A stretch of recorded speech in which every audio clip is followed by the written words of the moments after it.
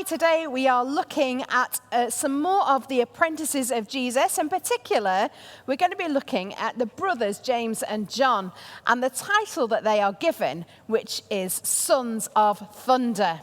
Now, what do we know about them?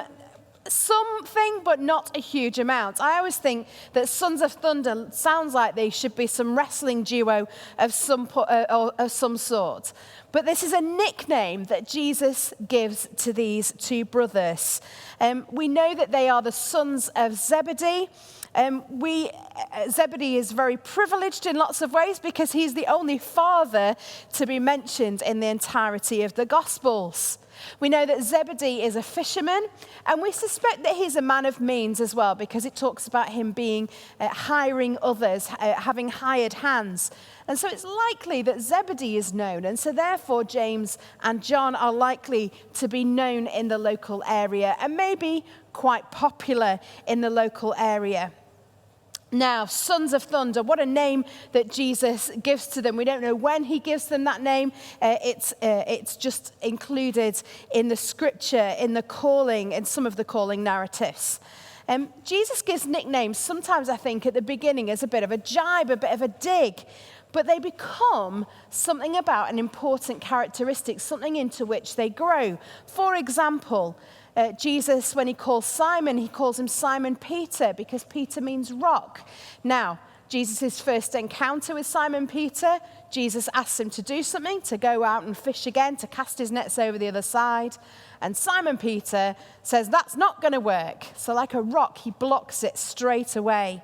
But later, Simon Peter grows into that title as Jesus talks about Simon Peter being the rock on which he will build his church. So for the Sons of Thunder, for James and John, we see initially their big, blustery, hot-headed reactions to everything. They would speak before they thought. But ultimately, these two become two of the three that are closest to Jesus.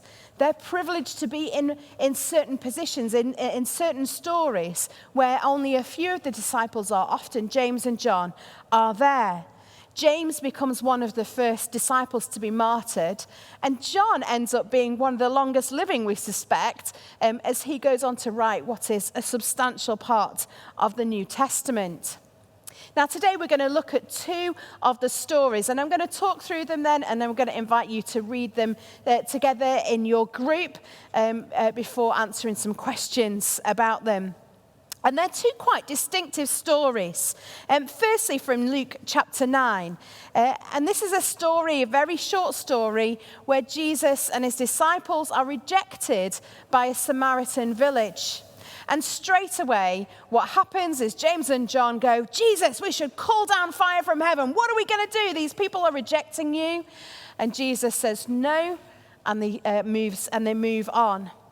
And another story that we're going to look at is in Matthew 20, where James and John's mum actually asks Jesus whether her two boys could sit at the right and the left of Jesus when he assumes his throne in the kingdom.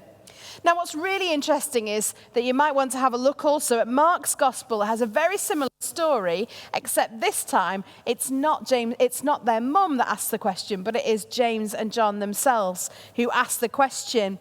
Now, there's a really interesting idea that I guess at the time it was actually more culturally okay for a woman, and especially an older woman, to get away with asking questions for requests and demands that actually a man might not be able to ask, and certainly would get in trouble for.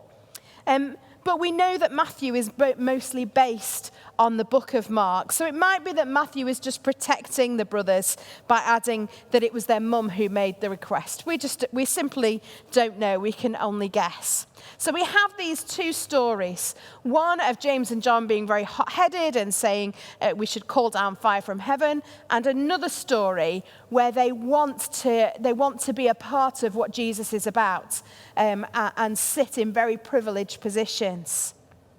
But what do these two encounters teach us about these two brothers, and what do we learn from Jesus' responses to them? Well, with the calling fire down from heaven, we've got an issue that Jesus has been rejected at this point. Now, if we go back a couple of stories in Matthew's gospel, we realize that James and John had just been present at the transfiguration. That's the bit where they go, where Jesus takes 3 disciples up to the mountaintop, and there Moses and Elijah appear. And James and John are there, and they've seen Elijah. And so in their heads, they're going to be thinking of this story from the Old Testament where Elijah calls fire down from heaven. And yet they've got Jesus, who is even bigger, even more important, even more substantial as a character than Elijah is. So surely Jesus is going to do something like this, if not better.